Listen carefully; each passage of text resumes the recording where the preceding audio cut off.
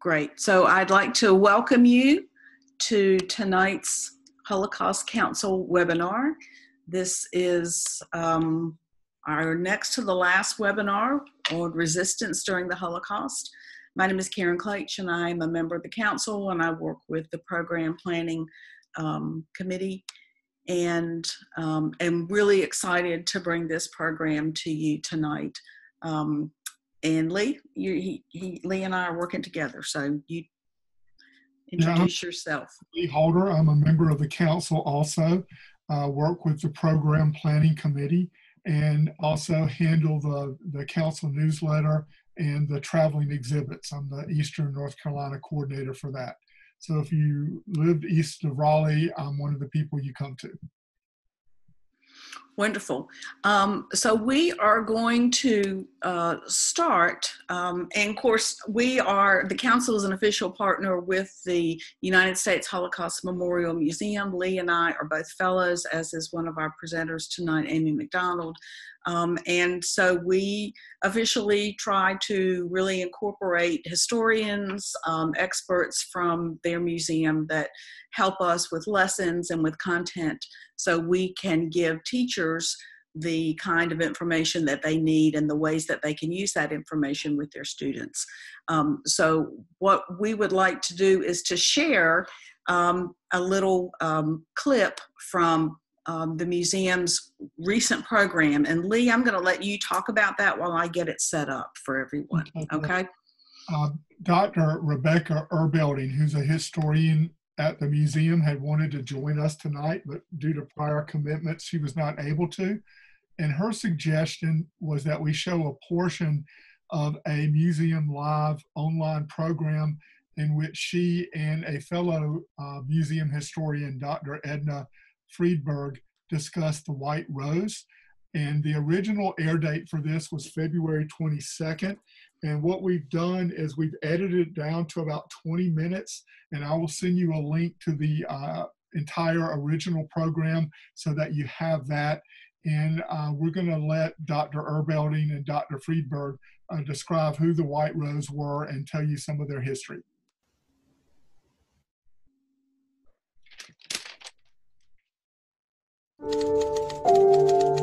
Every word that comes from Hitler's mouth is a lie. When he says peace, he means war. We will not be silent.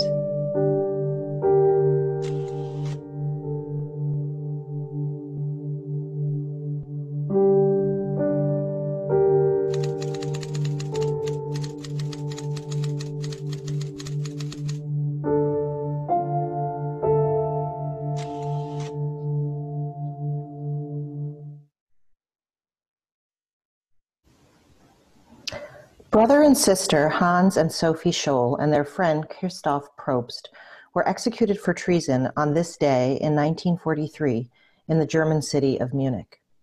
They were three members of the White Rose Resistance, an idealistic group of young friends who, through anonymous writings, tried to mobilize their fellow Germans to rise up against Hitler and the Nazi regime. Thank you for joining us today. I'm your host, historian Edna Friedberg, and I'd like to welcome our guest, my colleague and friend, historian Dr. Rebecca Erbelding. Good morning, Becky. Good morning, Edna. Thanks for having me back. I'd like to start with two of the better-known members of the White Rose Resistance Group, Hans and Sophie Scholl. A viewer named Malik asked, what were Hans and Sophie like before the war? And Becky, I'm wondering, did anything about them suggest that they might do something bold later in life? Not really. There's not really very much in their early years that would give us this impression. So Hans and Sophie grew up in the 1930s in Ulm, Germany, which was the same town where Einstein was born. There were 5 kids in the family, and they were pretty devout Protestants. Hans was 14 in 1933 when Hitler came to power, and Sophie was 11. And they both participated in Nazi youth activities as was expected and later mandated of all German children, and they were enthusiastic about it. Hans even rose to a leadership position in the Hitler Youth. But after a few years, he quit. And with his friends, Hans joined a different youth group, one that was based in scouting and one that was later banned by the Nazi regime. And Sophie and their siblings joined too. And one of the things that was kind of unusual about the family, kind of a hint that we might get of their later resistance activities, is that their parents supported them.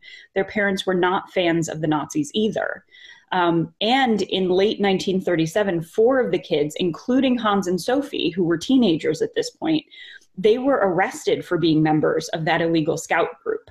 Hans was even kept in custody for weeks. So already in the 1930s, you see the Scholl children start to push against the Nazi regime.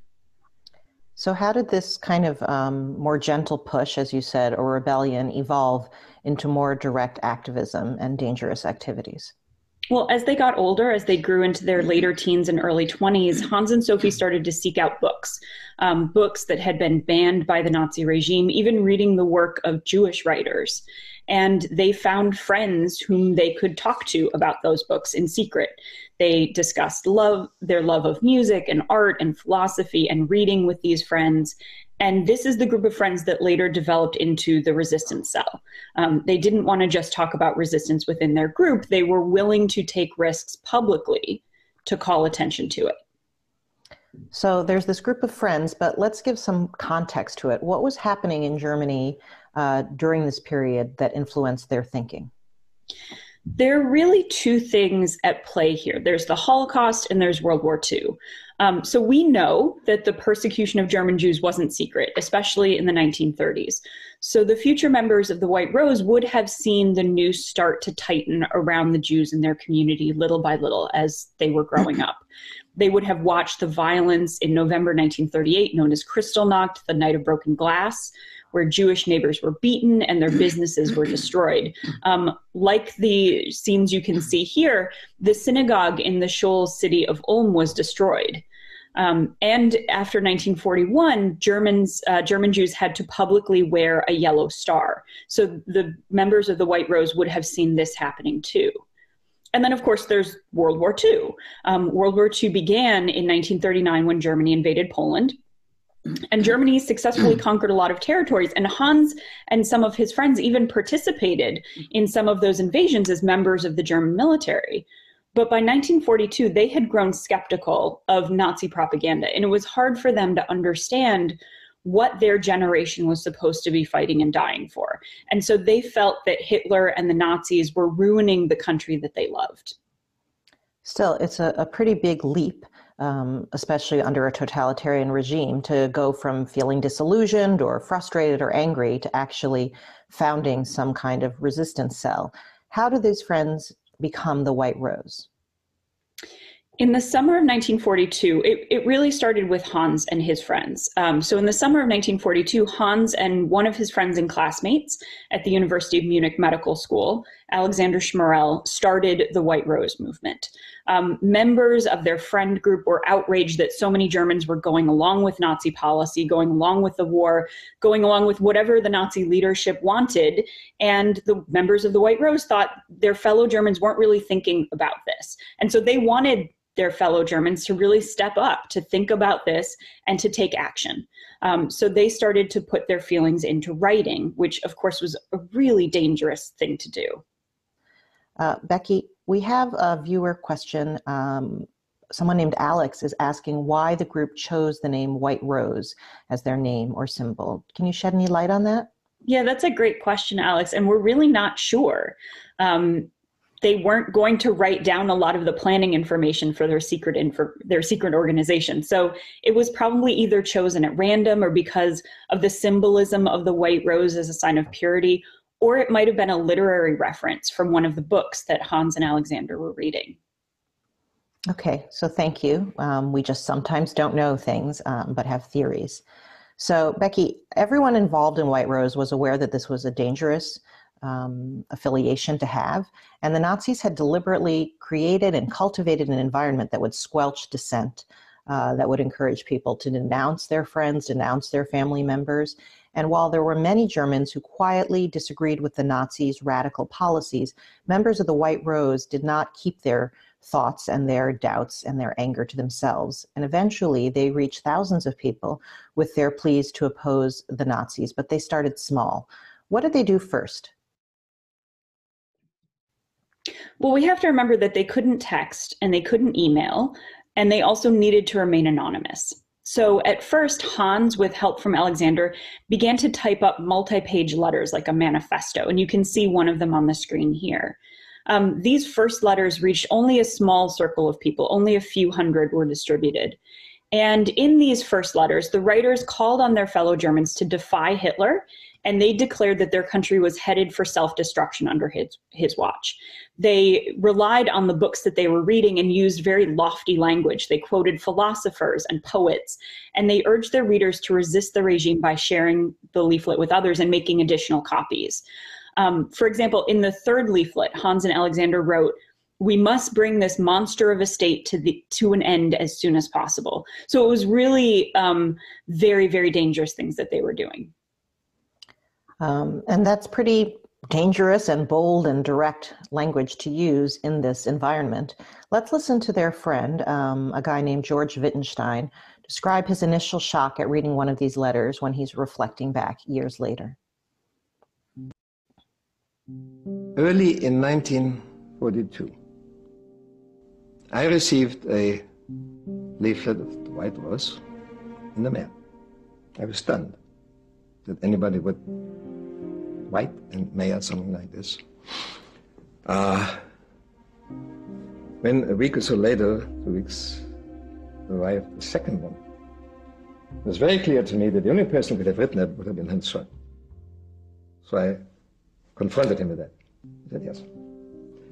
They were very romantic and just basically saying Germany has to wake up and has to shed the tyranny.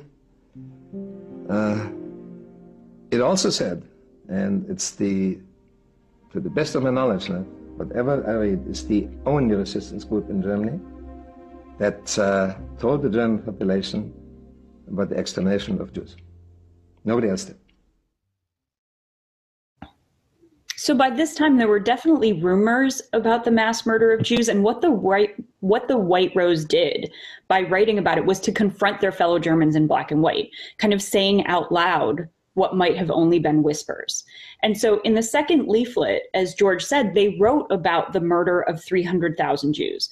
They described it as the most terrifying crime against human dignity, a crime that is unparalleled in the entire history of mankind. But of course, we know that their numbers are wrong. And actually, by the end of 1942, more than 4 million Jews had been murdered, not 300,000. But it's still stunning that the members of the White Rose kind of call this out, even if their numbers aren't accurate. It's also really striking in retrospect because so many Germans, average Germans after the war, claimed, "I didn't know, how could I have known?" And the words of the White Rose leaflet from that moment challenge that defense and undermine it. Now, Becky, so they're typing up these documents full of inflammatory and dangerous language, but how were they distributing them?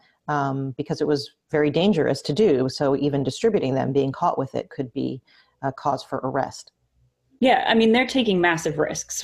First, you saw in the clip that George said he knew immediately that Hans was the author. And so right there, were there others who also knew that this was Hans and Alex's work? And second, they were operating at a time of the war where there was rationing, and anyone buying large quantities of anything would be suspect. And so they had to split up. They had to purchase small quantities of stamps and paper and envelopes in lots of different places so that they would have enough material to use.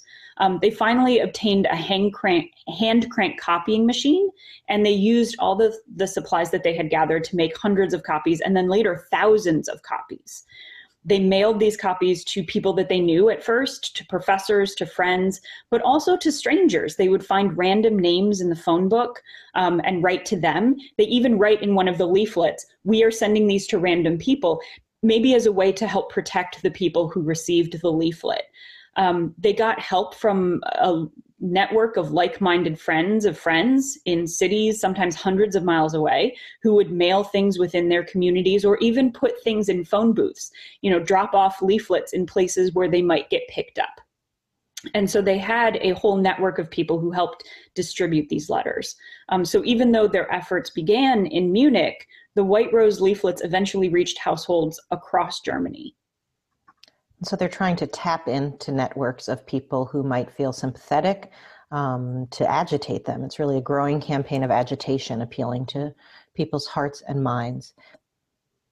So some members of the White Rose, I know, witnessed something actually that might help us to explain how they continued with their commitment and actually made their urge to resist feel even more compelling. What happened outside of Germany that fed their movement? Well, after the first group of leaflets were written in the summer of 1942, Hans and Alex and George had to fulfill military requirements. And so in July 1942, they were actually sent to the Russian front to work as medics training soldiers. Just like other German men at the time, they had to contribute to the war effort. And you can see here Sophie bidding her brothers and her friends farewell at the train station. On the way to the Soviet Union, the boys actually spent a few days in German-occupied Warsaw. And they saw what life was like for Jews inside the Warsaw Ghetto, which was the walled-off section of the city where more than 400,000 Jews had been imprisoned in an area of only 1.3 square miles. Hans wrote to his mother about what he saw in the ghetto, and he said that he saw half-starved children sprawl in the streets and whimper for bread. This visit clearly had made a huge impression on them. The ghetto was overcrowded. It was ridden with disease. There was little food or clean water, and it was not uncommon to see people begging, dying, or even dead in the streets. And I kind of wonder whether they chose to visit the ghetto with potential future leaflets in mind. Maybe they were going to write about this. And while they were there, also, they heard about a large deportation of Jews. And we know that this was not just a rumor that they had overheard. Although they didn't see what was happening, we know that about 265,500 Jews from the Warsaw Ghetto were deported and murdered at the Treblinka killing center that summer. So they're seeing these horrors and knowing that these are crimes that are being committed in the name of the German people without their direct knowledge or endorsement of it. But after this exposure to the German and brutality there in occupied Poland, what else did they see on the Eastern Front? Well, they saw that Germany was losing the war. Hans and Alexander and George had been hearing, of course, German propaganda back in Germany saying, you know, the war is going great. And they were really disturbed that they discovered that their leaders weren't acknowledging the reality and were instead lying to people back home. Alexander in particular had been born in Russia and spoke the language, so he could talk to captured Soviet soldiers and civilians about how the war was going from their perspective. And so he could learn a lot more information than the average German soldier. So when the students returned to the University of Munich in November, when they were done with their military service, they came back even more determined to challenge the Nazi regime and to share the reality of what they had seen. And they're feeling their conviction that the German public was being duped, that they were not being told the truth about, as you said, the course of the war effort and also the kinds of things that the German government was doing elsewhere. Exactly.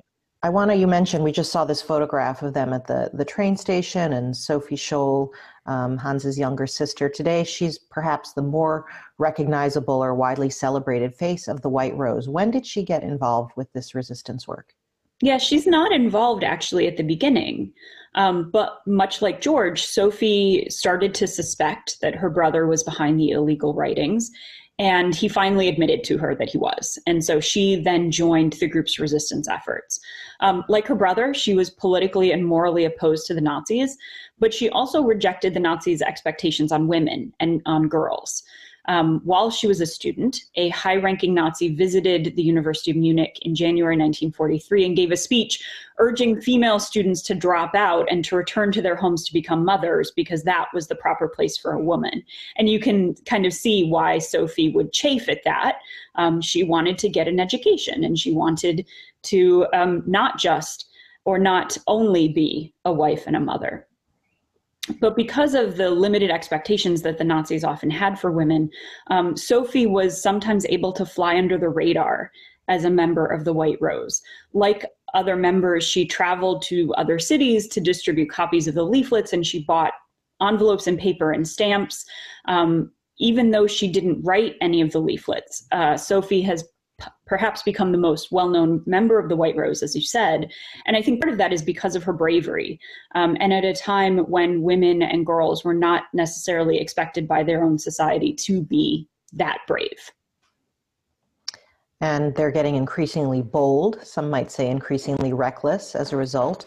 And all told, the White Rose produced and distributed 6 leaflets with hundreds or then thousands of copies of each between June 1942 and February 1943. They were calling on the German people to rise up against Nazi oppression and tyranny, but they were not able to continue. What led to the end of their work? What happened?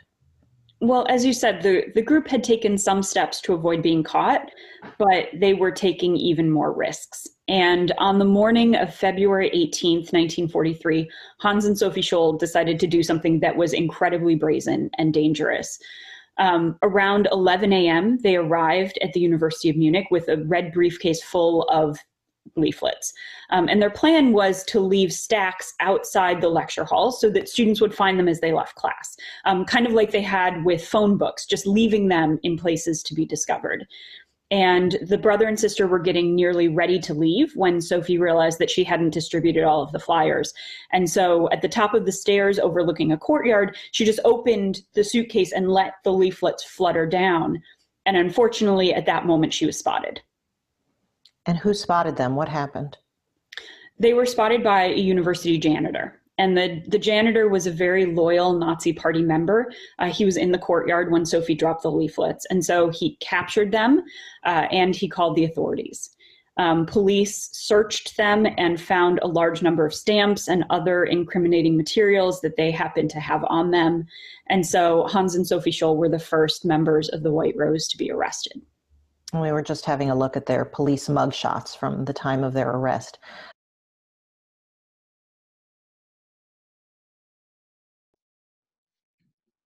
Guys, we are stopping it right there. And if you remember, that was February 18th, 1943. This aired on the museum site on February 22nd of this year. And the reason they picked the 22nd, that was the anniversary of the execution of Sophie, her brother, and one other. I think it was Christopher, but I could be wrong on that. If you want to watch the full unedited program, it is about 45 minutes long. We have posted that, or we have linked that on a resource page that we're going to give you access to. And also one note I just learned about, the Holocaust Center of Pittsburgh is hosting an original play about the White Rose, and tickets just went on sale. The play is in late April, and I'll provide a link to that if you want to see about getting tickets for yourself or possibly group tickets so that your class can watch that. Okay, we're going to transition now to Word Smugglers. And it's my pleasure to introduce you to Amy McDonald. She is a teacher, writer, author, and speaker. She teaches at Shades Valley High School in Birmingham, Alabama. She currently teaches U.S. history and Holocaust studies. In December of 2013, Amy received the Jewish Foundation for the Righteous Robert L. Goldman Award for Excellence in Holocaust Education.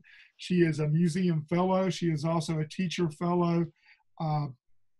She is a teacher fellow, and she actually wrote another book in 2017. It is titled Determined to Survive, a story of survival and one teacher's passion to bring that story to life. It details the life and experiences of Holocaust survivor Max Steinmetz, who is in Alabama, or who currently lives in Alabama in the city of Birmingham. And I do want to make a pitch for this book. I purchased it. I think Karen recommended it to me, and it is excellent. It is very readable. I just purchased 30 copies. So if any teacher living in the East would like to borrow this and have it as a class assignment, I highly, highly recommend it. And take it away, Amy. Thank you. Lee, thank you so much. And Karen, thank you so much. I'm so honored to be here tonight. So yes, I teach at Shades Valley High School. This is my 27th year of teaching. So, you know, who knows what's going to happen. But I am fortunate that I get to teach a semester elective in Holocaust studies. And that really is kind of my passion as far as what I teach. And I'm really fortunate that I get to teach that elective. So I'm going to go ahead and just kind of jump into this, and hopefully you won't think I'm just like speeding through it, but I'm going to try to stay focused and get through the historical background, and then maybe show some portions of a lesson that I've used in the classroom that can be used with word smugglers. So I first learned about this story when I read the book, Who Will Write Our History, by Professor Samuel Cassow, and he's currently a professor at Trinity College in Hartford, Connecticut. And this book it's just amazing. It's about the Warsaw Ghetto. It's I can't even say enough about it. So if you're a reader and this is definitely thumbs up as far as I'm concerned. This book also was made into a film called Who Will Write Our History, and it came out in 2019. And I had heard Professor Cassow speak several times, and I heard him at a conference in 2019, and he was speaking specifically about the Ringelblum archive. And I started thinking, and I thought this would be a story that could really appeal to students. But I really wanted to highlight a few specific characters. Of course, I wanted to focus on Emanuel Ringelblum and the archive, but there were also some other characters who were really, really, really important in this whole story.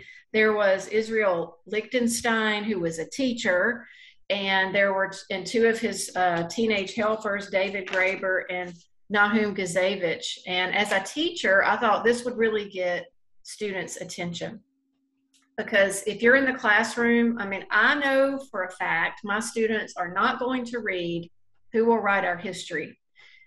They would flip out. It's too big, it's too complicated. But maybe I could do something that would be more appealing to and bring this story, make it more accessible to students. So I really have been so grateful to Professor Cassow. I kind of asked him what he thought about this idea, and he was so supportive throughout the whole process. And I was so honored. You know, he gave me over the course of 2 years, he gave me input, he gave me suggestions, he read the manuscript, and just the time that he took, this major Holocaust historian, to take the time that he took with a high school teacher was just very touching and very humbling. And I can't say enough about him, that he and all that he did to help me through this process. And in the classroom all the time, I have kids obviously say, one of their main questions is, why didn't the Jews do something? Why didn't the Jews fight back? And of course, what they're talking about in their mind is armed resistance.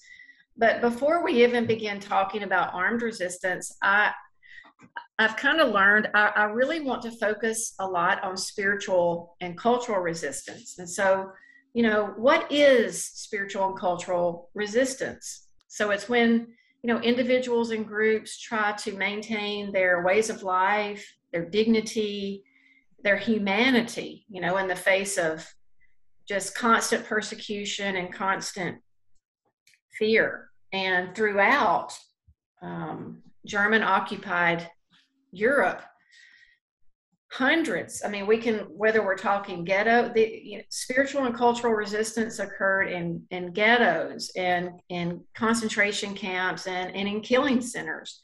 Just all kinds of examples of this. For example, in ghettos and camps, especially ghettos throughout Europe, clandestine schools were organized, classes were organized inside the ghettos.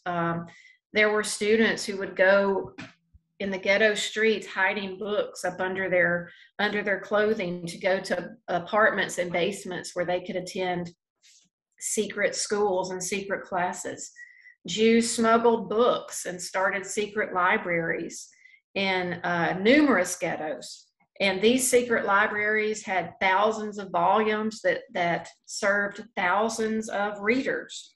There were groups in many ghettos. They did secret archives. They did secret writings. They wrote journals. They wrote diaries. They did reports. And the most famous and well-known of these archives is the Ringelblum Archive, also known as the Oyneg Shabbos Archive, which we're going to talk specifically about in a few minutes.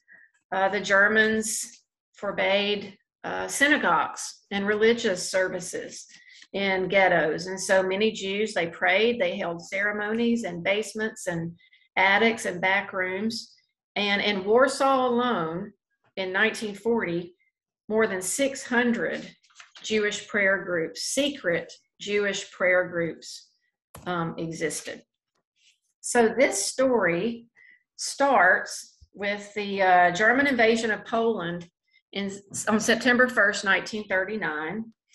It goes on to the massive bombing of the capital city of Warsaw and the occupation of Warsaw, and then the eventual creation of the Warsaw Ghetto.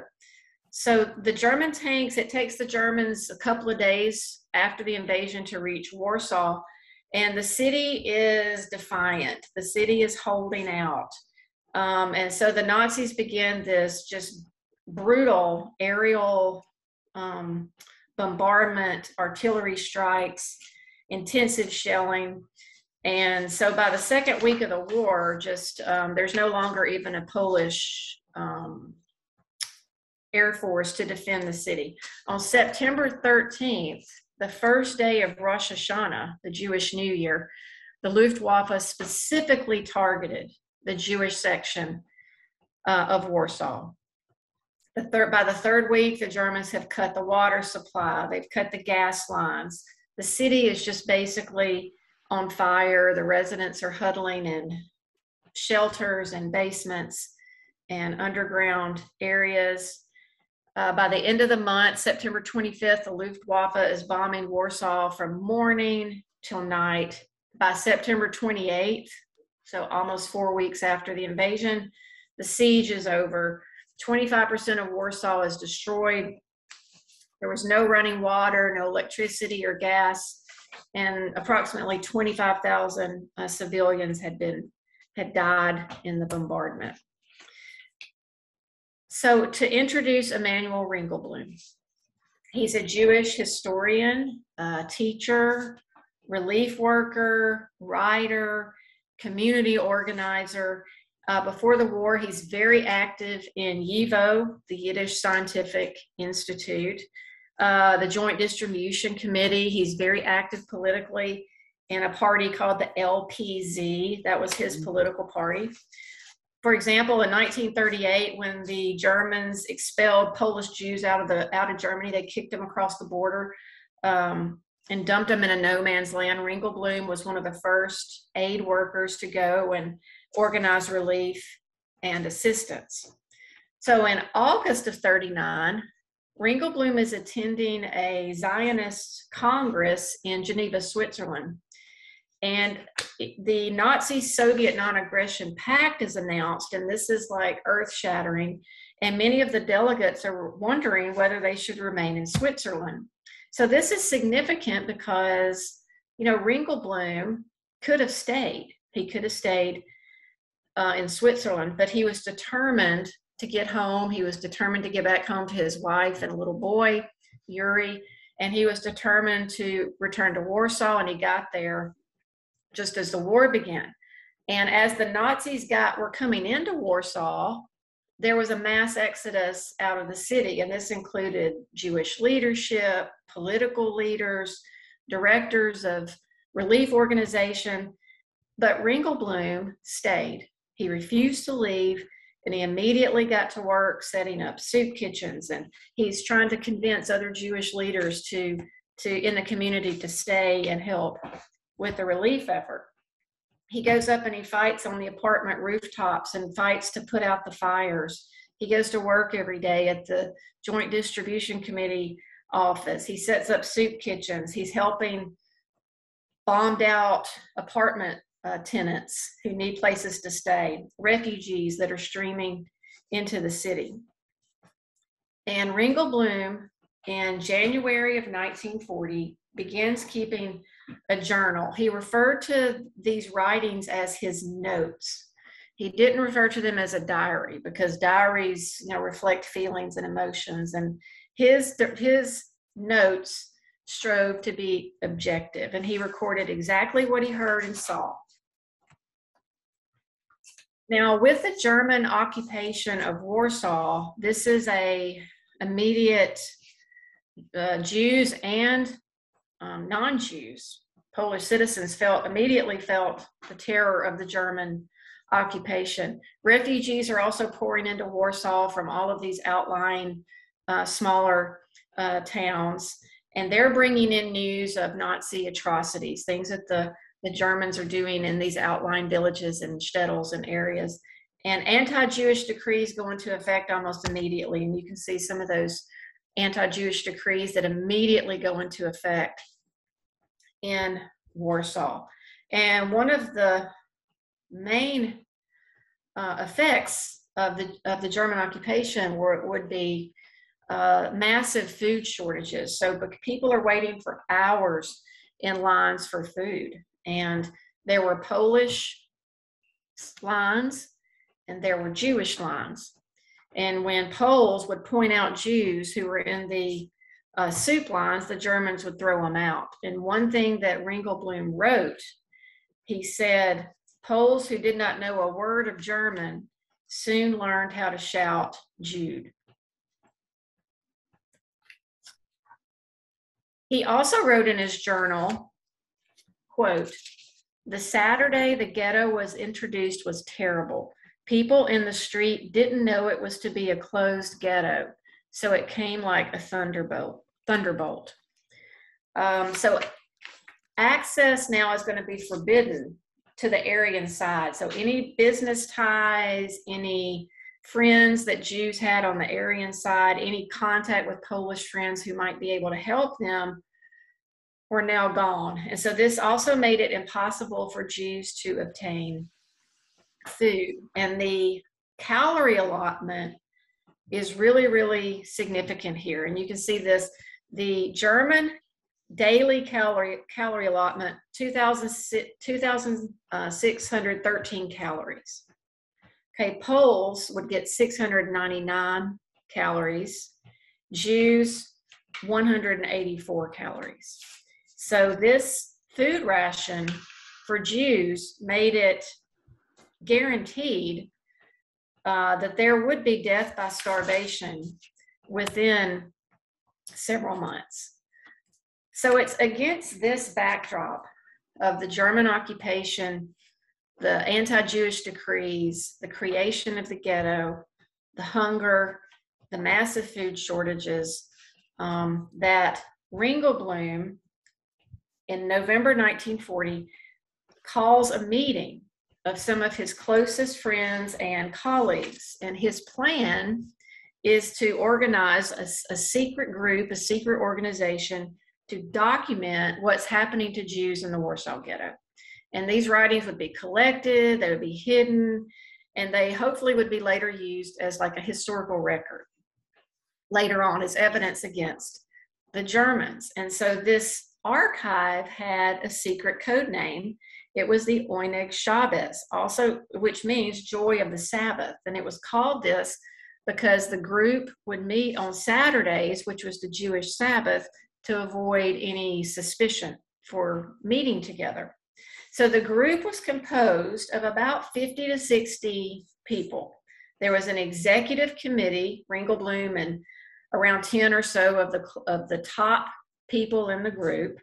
There was a team of copiers who would hand copy documents in case documents were lost. And there was an even more secret group who knew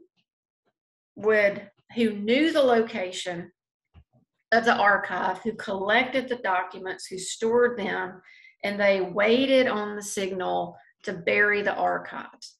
And it was this secret group that was composed of the teacher, Israel Lichtenstein, and the two teenage boys, David Graeber and Nahum Gazevich. And they are all big characters in this book. So out of this group, the significant thing about out of this group of 50 to 60 people, the executive committee, the copiers, the people guarding the archive, out of these 50 to 60 people, only 3 survived. Rachel Auerbach, Hirsch Wasser, and his wife, Bluma Wasser.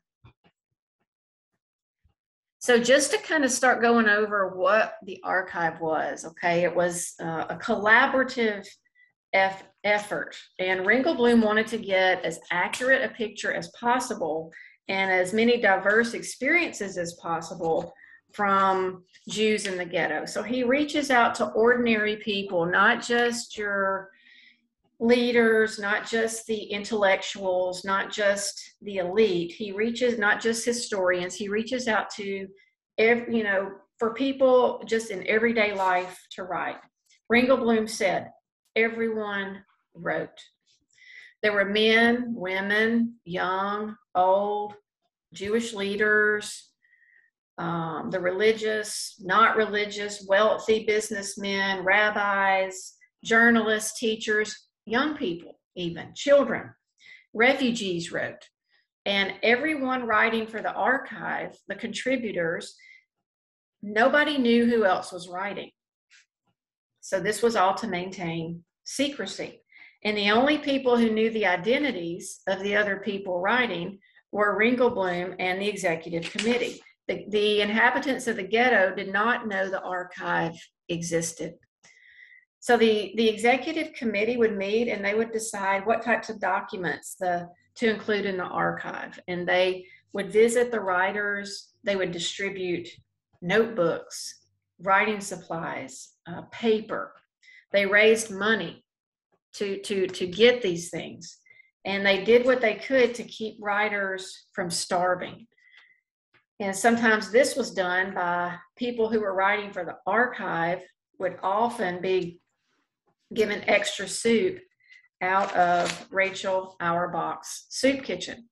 And if you say, okay, who is Rachel Auerbach? Rachel Auerbach, she's one of my, when I was working on this project, I mean, I just became just really taken with Rachel Auerbach's story. Her story in the ghetto, her story when she escaped from the ghetto, her story after the war. She was just an amazing woman.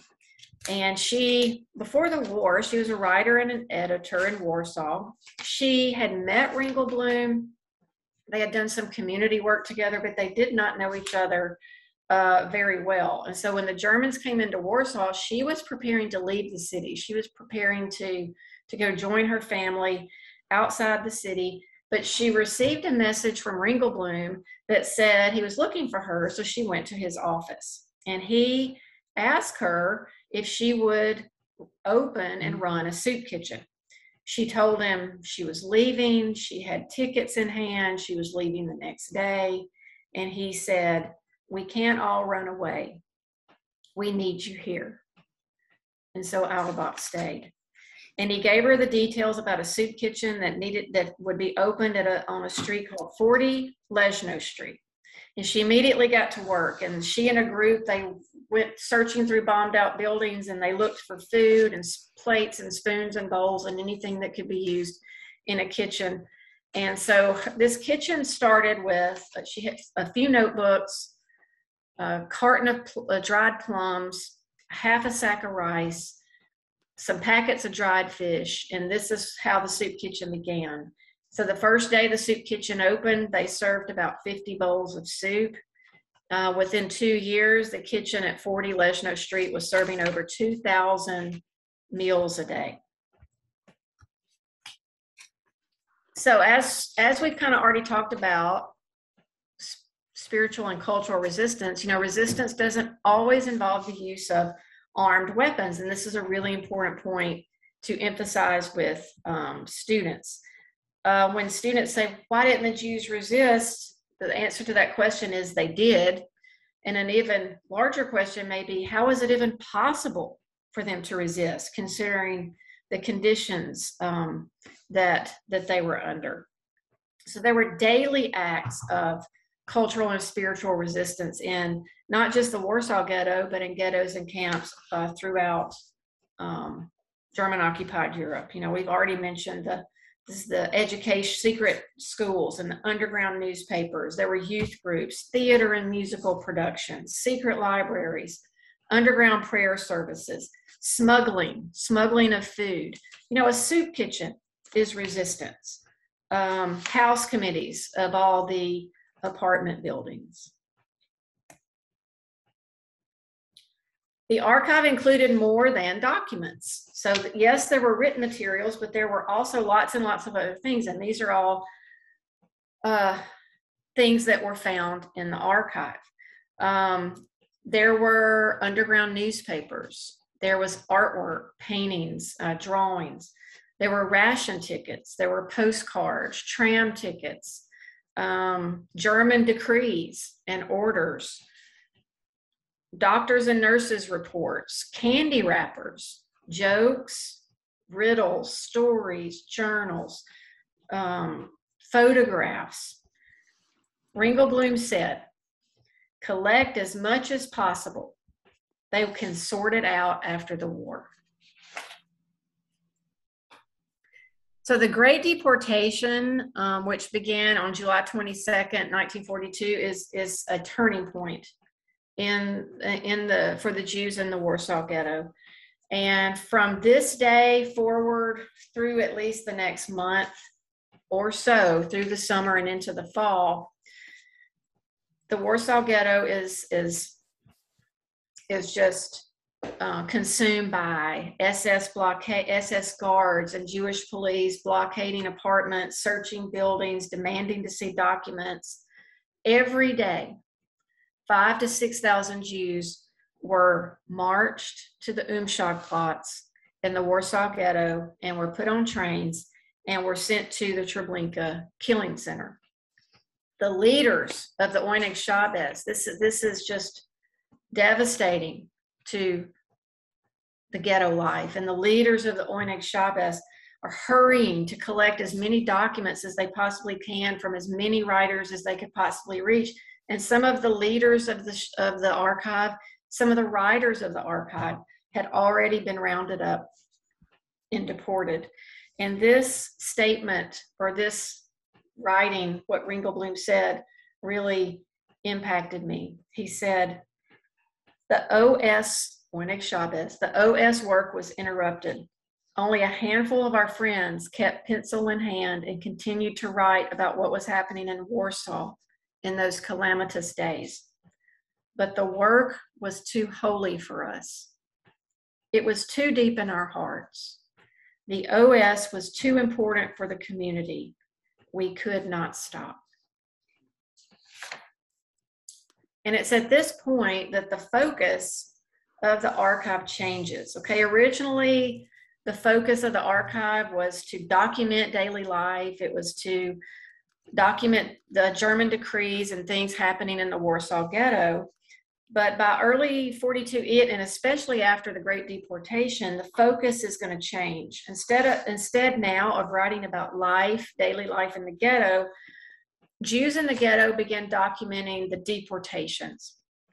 They began documenting the fate of Jewish communities throughout Poland. And in a way, in essence, they're documenting their destruction. They're hoping to smuggle information out, and they're also, one of their great hopes was to smuggle information out to London and the Polish government in exile in London and to the West. So the archive is going to be buried, and it's going to survive the complete destruction of the Warsaw Ghetto. And is going to be buried in 10 metal cans, and this is a picture of 3 of those cans, and 2 metal milk cans. So the first portion of the archive is buried in August 1942 at the very height of the deportation. Hirsch Wasser, a member of the executive committee and one of Ringelblum's dearest friends, delivered a message to Israel Lichtenstein, the teacher, that contained one word: legend. That was the code word to bury the archive. So the first portion of the archive in the 10 metal boxes are buried in August of 1942.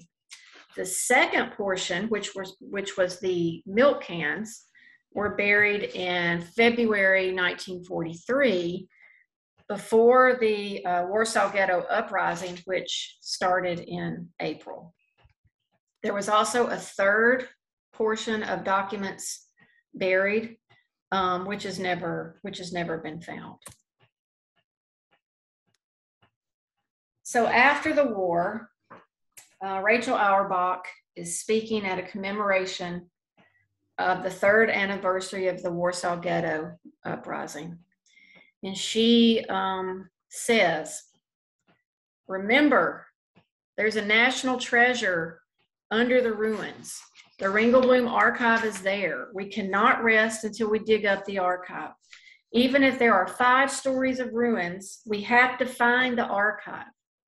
I'm not making this up, she said. I know what I'm talking about. This is coming from my heart. I will not rest, and I will not let you rest.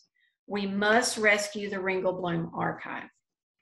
So even with these impassioned pleas from a survivor of the Warsaw Ghetto, there just didn't seem to be a whole lot of interest after the war and all the issues going on. There just didn't seem to be a whole lot of interest in searching for the archive. And these are some of my favorite photographs.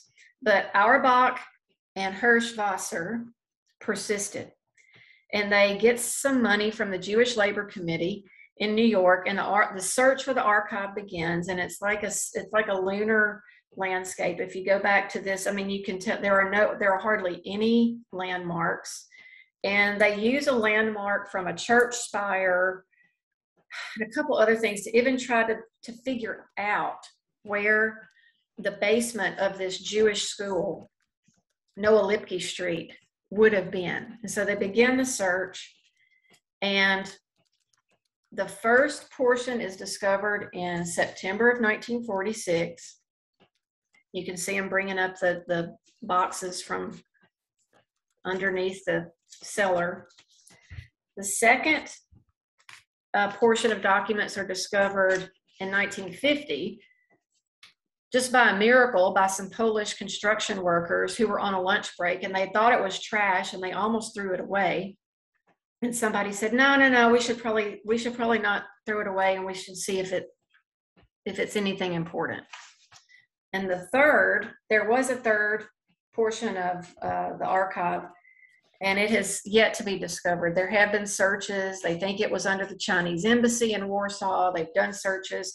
They recently, within the past year, did searches now at a different park in Warsaw, and still nothing has been found.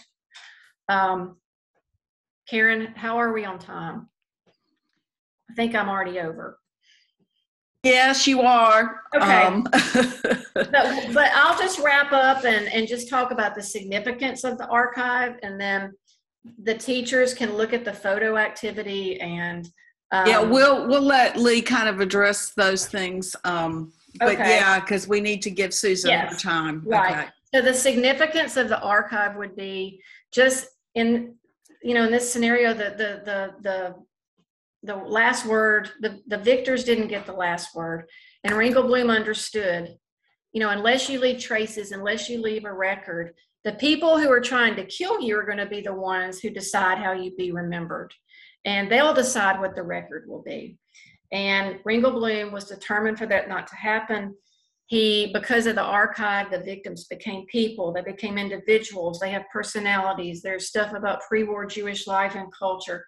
And these Jews in the Warsaw Ghetto are not just this mass of people in a pen waiting to be murdered. They're a community, they're individuals, and they're people. And without the Ringelblum archive, we would not have known this. Amy, thank you so much. Thank you so much. I know that there was one question. I think if we can go ahead and let's move on to Susan, and then maybe we can handle some questions at the end, if that's okay. Because Amy's got some fabulous lessons that go along with her book and her research that we want to be able to share. But Susan, we're going to put you up. You want to share your screen?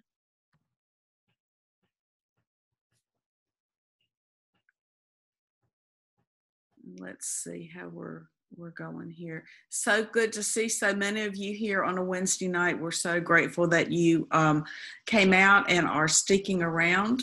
We're going to be hearing from second generation Holocaust survivor Susan Bach. And Susan was gracious enough last year to do 2 programs about the amazing story of her parents. And she's going to be updating this somewhat, so we're anxious to hear this other aspect and this other story of resistance. So Susan, whenever you're ready.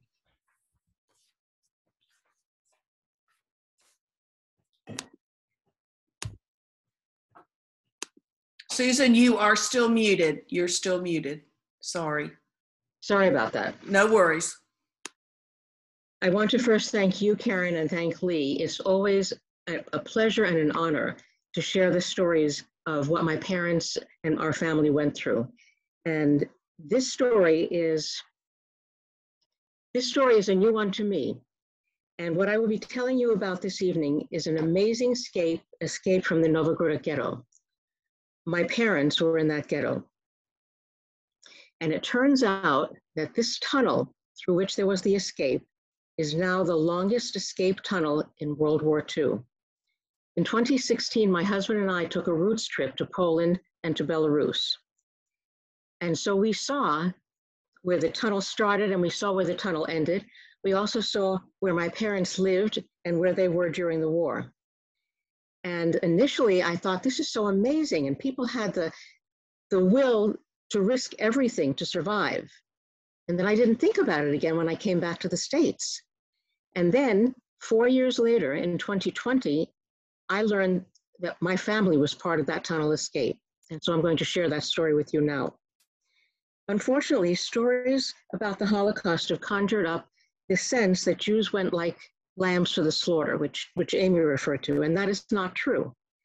If anything, people did what they could to survive. Sometimes, tragically, however, there was little they could do. Other times, they went to remarkable lengths to resist the persecution to which they were subjected. And this is one of those stories.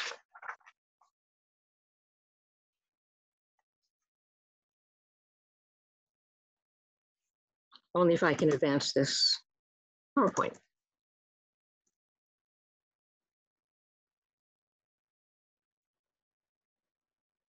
I'm not quite sure why it's not working, because it worked when we tried it.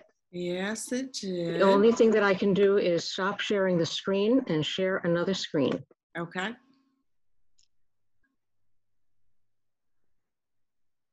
Let's try this one.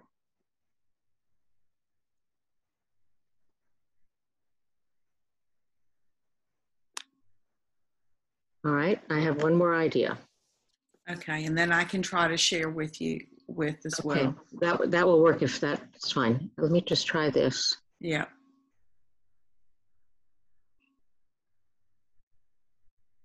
Okay, let's try it, and if we need to, I'll revert to what I've sent you earlier. Okay.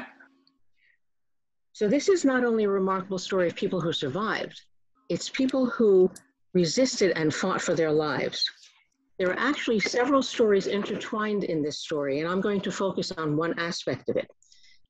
As Karen mentioned, I've been honored to be able to make 2 other presentations in the past, and so the backstory to this is in those presentations, and I will give you just a little bit to set the stage.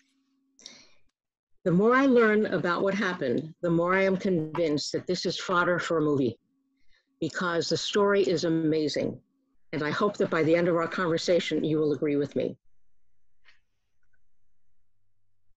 A short drive out of Minsk took us through Karelich and Novogrudok. Both of these are shtetls.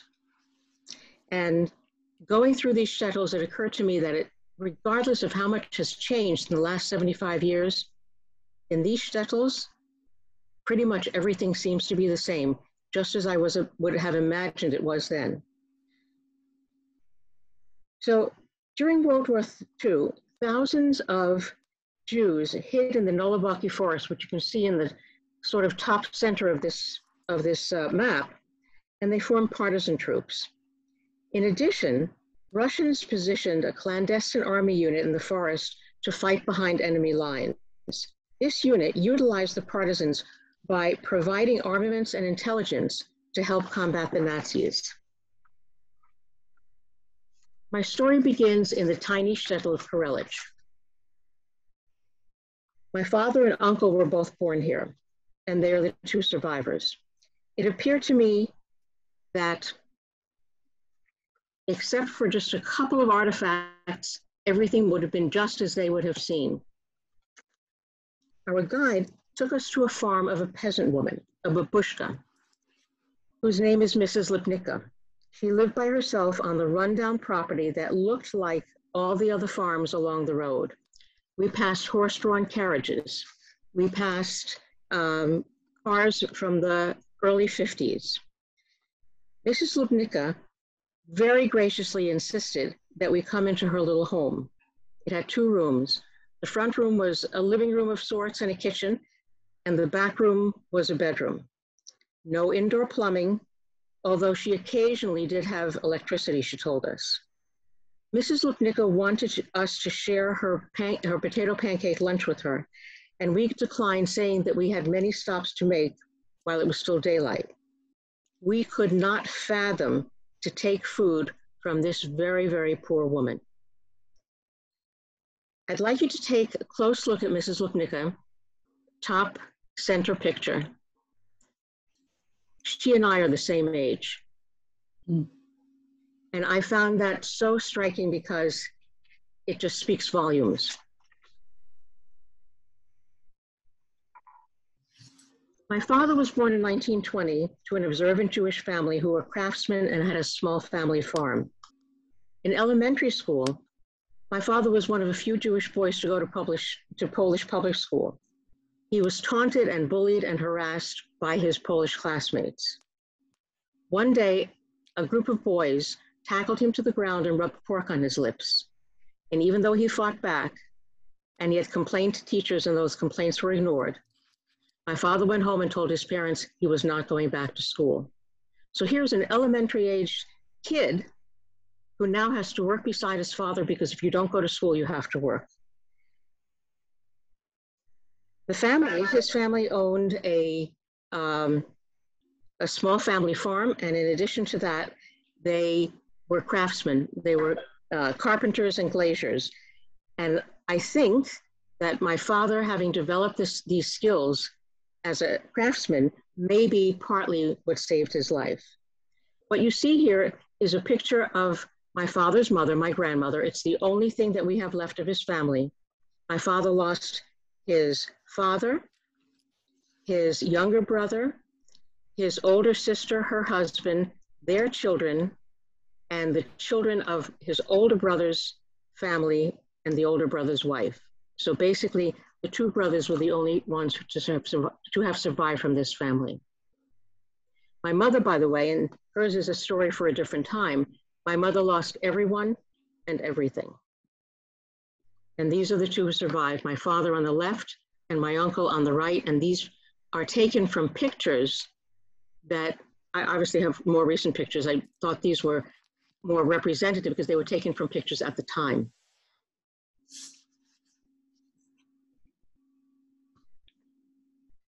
As Amy mentioned, in September 1939, following a non-aggression pact with Hitler, the Russians invaded Eastern Europe while the Germans occupied Western Europe. Russians were far preferable to the Germans because while there were food shortages and hardships, there was no planned execution. In the West, under the Germans, life was awful. Eastern European Jews found it almost unfathomable to believe the story that their brethren from the West were telling them as they moved into Eastern Europe to try to escape the atrocities. They didn't believe those stories until they too became victims. In July 1941, Hitler broke the Non-Aggression Pact and invaded Russian-occupied territory. When that happened, Jewish old people, women, and young children who could not contribute to the war effort as forced laborers, as slave laborers, were rounded up and shot, sometimes randomly, more often in mass graves in what was called actions. Those who survived were told to pack what they could carry and go into the larger ghettos in larger cities. My father and grandfather were amongst the laborers who went to the Warsaw Ghetto. What distinguished whether someone was going to survive the execution or not was could they work and contribute to the war effort.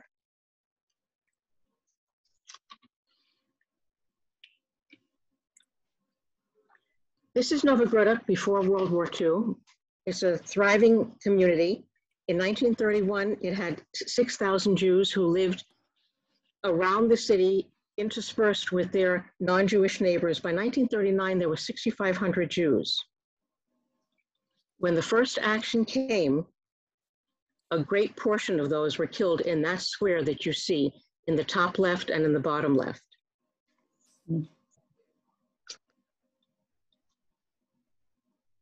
Much of the information that I'm going to be sharing and the pictures that I have were gathered from the Novogrudok Museum of Jewish Resistance. Tamara Veshikaya was the founding director of the museum, whom we were privileged to meet on our trip. And I have had the privilege of staying in communication with her since 2016. It touches my heart that she is not Jewish, and she has devoted her career to capturing and making public the stories of persecution, resistance, and escape that took place in the Warsaw Ghetto. And she is still active in that pursuit, by the way. In December 41, the ghetto was established. It had very cramped quarters, and initially there was practically only room for people to stand. The ghetto was built around the courthouse, and you can see that as the large white building in the background. It was surrounded by a wood and barbed wire fence and had 2 guard towers with armed German guards. The fact that it was a wood and barbed wire fence is an important detail because that makes it easy to penetrate through. The selection process of who would be sent to work and who would be executed was based on who was capable of supporting the war effort. Because there seemed to be an endless supply of Jews, the German strategy was to not waste food or water on slave laborers, so they worked them until they starved to death. Initially, many Jewish laborers were sent to remove debris created by the Nazis during their bombing of Novogrudok, and you saw pictures of that in Amy's presentation. My father and grandfather were initially assigned to this work. The ghetto existed for 15 months. The red buildings you see in the front were used for workshops set up as part of the forced labor. These were designed to provide support for the war effort through craftsmen making clothing, shoes, and saddles for the Germans. The low row of buildings in the picture on the left, toward the back, were stables that were converted into barracks. On that same photo, you see a black line that at the top part that extends to the end of the picture, and that is the path of the tunnel. Around that area, and this is an important detail to remember because we'll come back to it later, there were high wheat fields. Shortly after the ghetto was established, this would be December 1941, there was another action. Over the course of 15 months, there were 4 of these actions, which basically were mass exterminations. What you see here is the floor plan of the area And then also on your left, you see a map in front of the museum. One morning at roll call, my father was assigned to one side for work and my grandfather to the other side, obviously for execution. My father told us he tried to slip my grandfather over to his side. By this time, he said, my grandfather was weak and tired. He was hungry and he was old. And he said to my father, "You are young, you survive." And my father never saw him again. There's more to this story. If you watch the other videos, you'll hear about it. And there's still more to be told. And again, that's for another time. Sometime in late 1942, my father and my uncle, who had also been sent to the Novograd Ghetto, planned to escape. My father was able to get out, and that's detailed in the previous presentation. My uncle, however, was not able to slip through the hole under the fence. Just as he was trying, they heard footsteps and they were concerned that it was going to be German guards, and so my uncle went back. My father made it to the Bielski partisans, and he was there for 2 years. My uncle was trapped in the ghetto.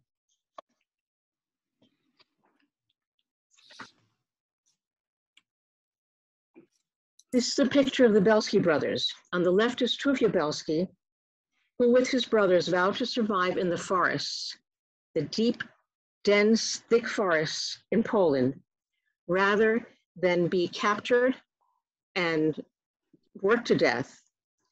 And their mission initially was survival for the brothers. And that mission evolved miraculously into saving as many Jews as they possibly could. Bielski is quoted as having said that he would rather save one old Jewish woman than kill 10 Nazis. By the end of the war, more than 1,200 Jews walked out of the forest with the Bielskis, saved by those brothers. And it turned out to be the largest number of Jews rescuing Jews in World War II. If you've seen the movie Defiance with Daniel Craig and Liev Schreiber, you know the story of the Bielski brothers, and there are several books about them as well.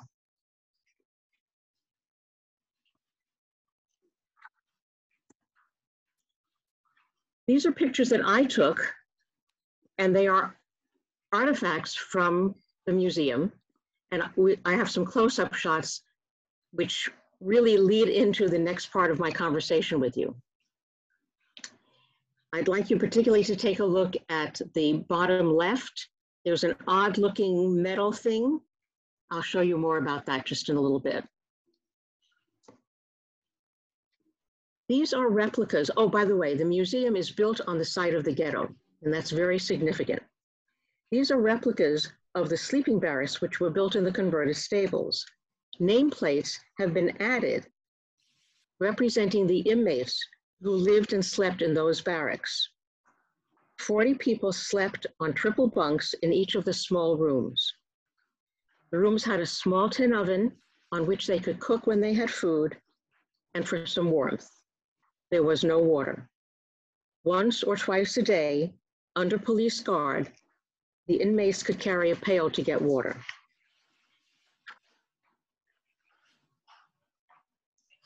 This is where the story takes an amazing turn that led to the tunnel escape.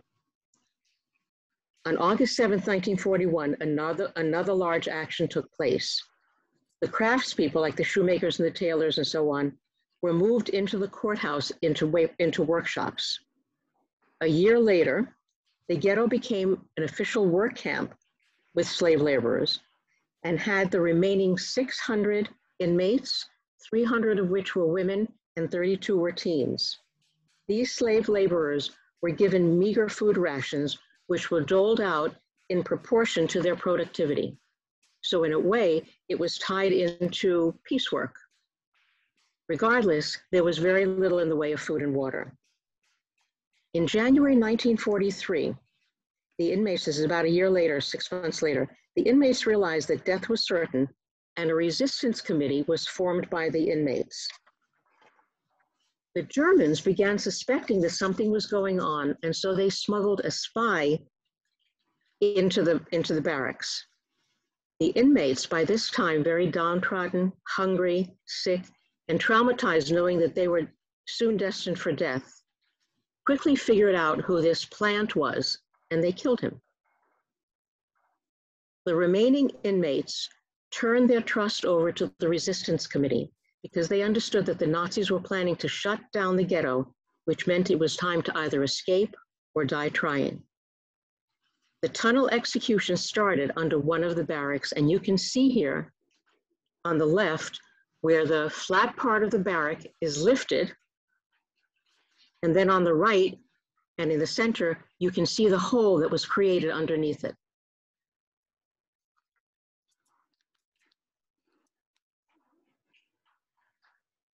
On May 7th, 1943, 275 inmates were executed in the fourth and last action.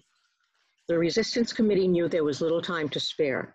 They gathered information about which inmates wanted to participate in an escape and which did not.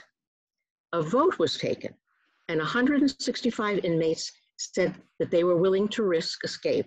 65 were too afraid of how they would be punished if they were found, and they decided that they were not going to escape. What is miraculous here is that all of the inmates at the time agreed that they would keep secret and that they would support the tunnel construction efforts, and everyone decided that they would contribute additional rations to the 12 volunteers who worked on the tunnel. The trust and democracy in this ghetto helped tremendously in supporting the plan. And if you've done any research about other attempted escapes, it was the lack of trust that really undermined the effectiveness of the escape because the Nazis found out about it. The plan was to dig a 100-meter tunnel out of the camp. That's 109 yards. A football field is 100 yards. The tunnel opening is 70 centimeters high by 70 centimeters wide, which basically is a 28-inch square. Work started in late May of 43 and was carried on daily by these 12 volunteers. On days these volunteers claimed they were sick and could not go to the workshops to work, they were not fed. Everyone agreed the volunteers would be given the rations, and that's the way it happened. The tunnel designers included carpenters and a skilled electrician. The electrician wired for meager lighting inside the tunnel. A cart was built to serve as a trolley pulled by a rope to help bring out dirt. Blankets from bunks that had been emptied because people had been executed were cut up to create makeshift sacks to carry out the dirt. Some of the dirt from the tunnel was stored in the ceiling of those barrack areas that were no longer being used. Other dirt was regularly taken out in people's pockets and scattered along the fence when guards were not watching, and other places that would not draw attention.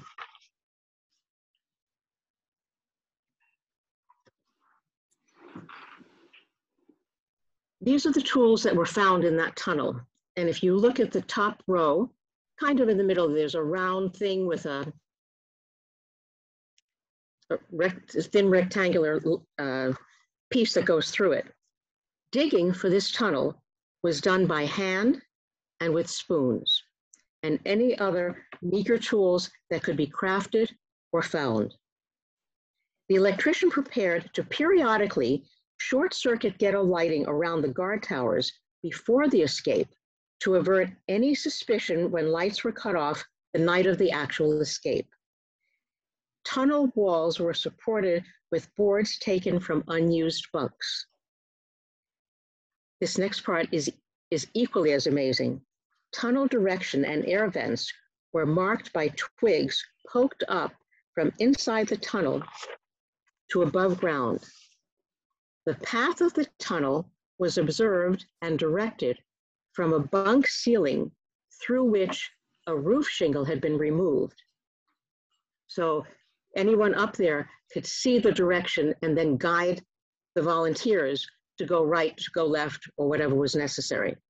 Work was slow, and it was obviously very dangerous. The original escape was planned for August 1943.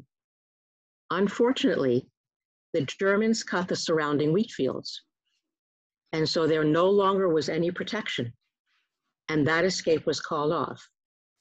It was then decided to extend the tunnel an additional 100 meters for a total of 200 meters. The additional 100 meters of digging was accomplished through feverish day and night work. This was a remarkably detailed and carefully executed plan. The order in which inmates would escape was chosen by lottery. The whole process was encased in incredible trust and democracy. Without silence and secrecy, this would never have been possible. By this time, the Germans were even more suspicious. On September 26, 1943, which was a Sunday, the night was dark, it was raining, and it was stormy. The Resistance Committee chose a Sunday night because by Sunday night, most of the guards were either drunk or hungover.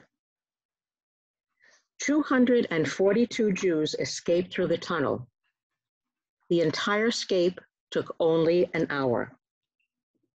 Some fled away from the forest because it was dark and they had no idea of where they were running. However, 170 escapees fled into the Nolibucky forest. Some Polish farmers in the area, righteous Gentiles, helped escapees by directing them into the forest where the Bielski partisans were established. My uncle was one of those escapees. As I mentioned, my father was already with the Bielskis, and I can only imagine the reunion when they came back together.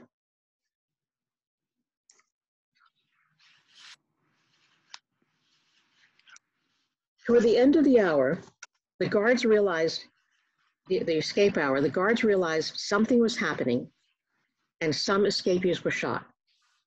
Other escapees wandered for days and weeks before they found the Bielskis or the Russian clandestine troops. Helping escapees was treacherous, and some Polish resistance families were shot and their homes burned to the ground by the Germans. What you see in this picture, and this is taken from the documentary that you will have a link to, the documentary of Finding the Tunnel. Once the tunnel hole was found, the people who did the digging put in a Yortzeit candle, a memorial candle, and they held a memorial service.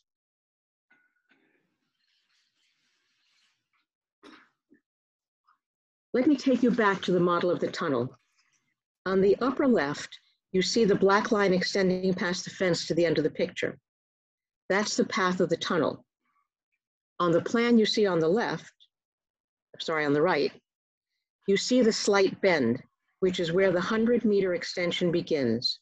In total, the tunnel measures 208 meters. These are pictures that we took, and you can see on the top right, on the top left, where the tunnel ends. And along the path of the tunnel, which is now marked by gravel and iron rods, you see the path of the tunnel.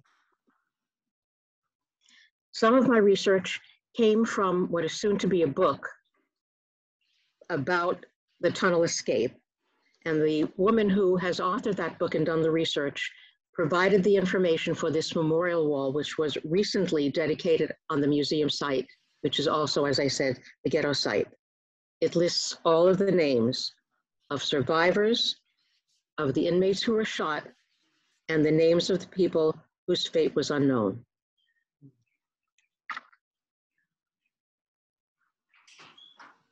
In addition to the Novogrodic Resistance Museum and Yad Vashem, the World Holocaust Remembrance Center in Jerusalem, some of the information comes also about the Novogrodic inmates and Jewish partisans from a book that was written, a directory that was actually put together by one of the survivors from the tunnel. My father's and uncle's names are listed in the photo on the right, and I've also included where my mother's name is listed because I just felt I had to include her. Novogrudok was liberated by the Red Army on July 8th and 9th, 1944. My father, my uncle, and my mother were amongst the more than 1,200 Jews who walked out of the Nolabaki forest. They walked out with the clothes on their backs and with their lives.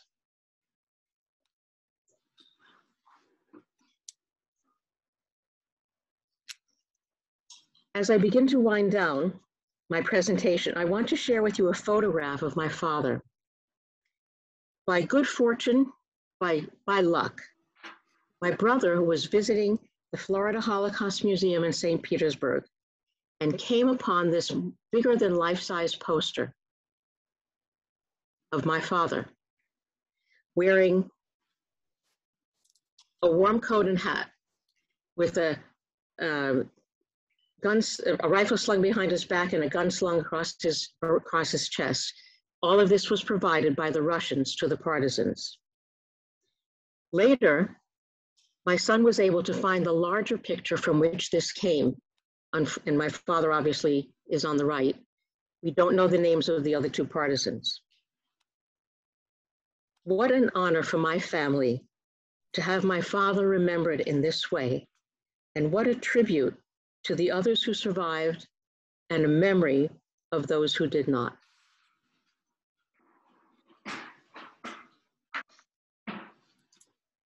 What I have learned thus far on my journey is that family stories run deep, and every story is valuable. Every story enriches families, as my story has enriched our family. Thank you for the privilege and the honor of letting me share this, and for your time in listening to my story. Thank you, Susan. I'm gonna let you stop sharing, and then I'm gonna pull up this document. Yeah, let me see. These are amazing stories. I wish we had another hour to listen to both Amy and Susan. Just amazing. I wanted to share, Lee, with what you created. So I'm going to scroll down. Do you want to share with everyone? And just very quickly, I know there are tremendous amounts of research and resources we could share with resistance, but I wanted to focus as much as I could just on the presentations we had today. So it's divided into 3 parts. We've got information on the White Rose.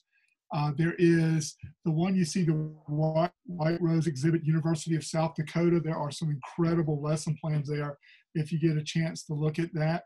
So we've got resources first, and then there is a select bibliography, and I put links in case you want to order the titles, and there's also a selected videography there for the White Rose.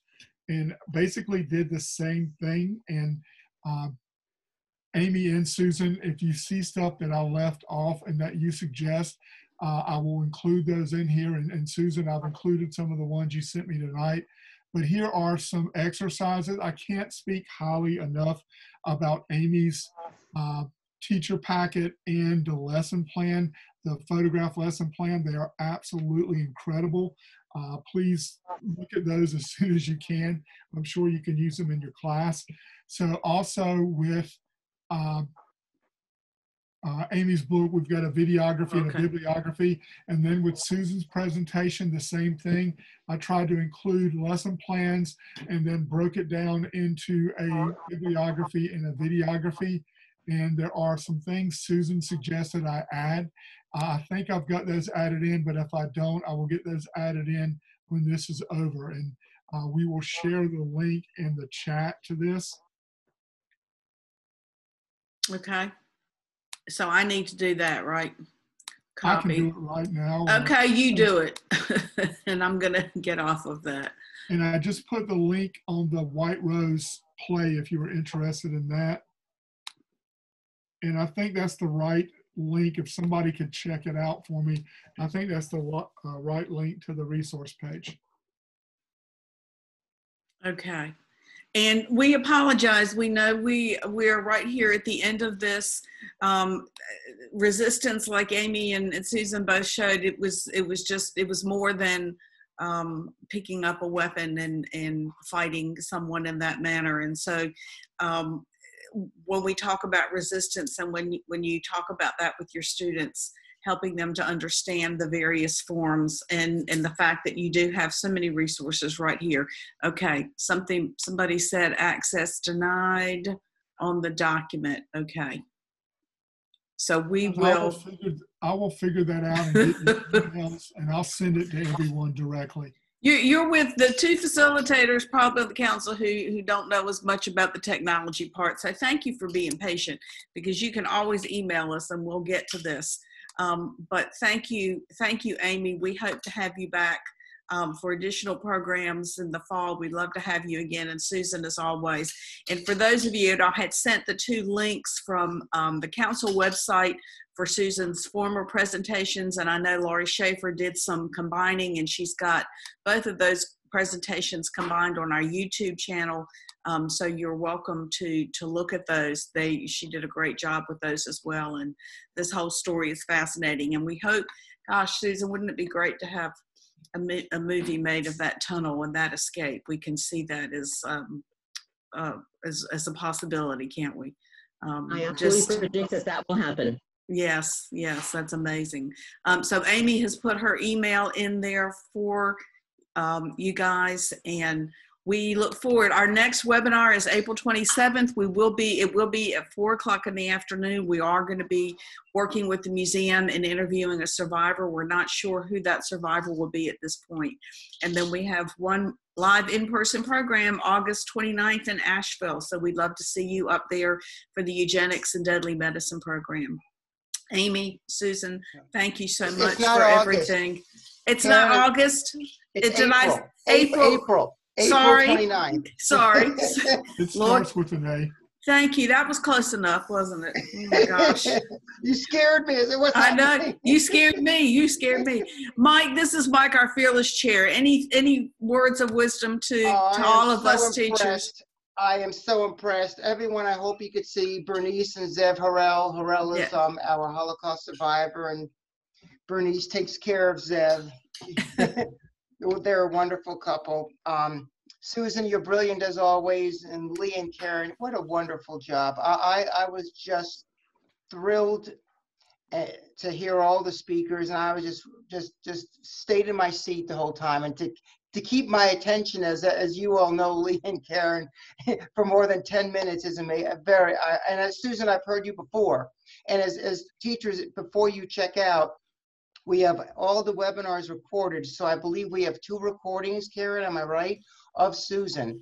Yes, and then Lori put one together of the 2 that she did last year. So, but we've got them separately. Teachers are free to use those, Right, so please access the website for the teacher workshops. If you don't have it, email Lee or Karen, they'll get it for you. And thank you all very much. No, I was most impressed. Thank you. Thank you, guys. Thank you. Guys, I will send you those resources, and I want to thank both Amy and Susan also, and Dr. Erbelding in proxy. This was wonderful, and usually when I'm talking with Mike, he'll walk through that door and leave a few times during the meeting. So for him to stay the whole time, this was a riveting webinar. So thank you very much. It was. And we appreciate your attendance. Be safe, and if you need anything from us, please don't hesitate to reach out and call. And we thank you, and I'm going to stop recording now. Thank you.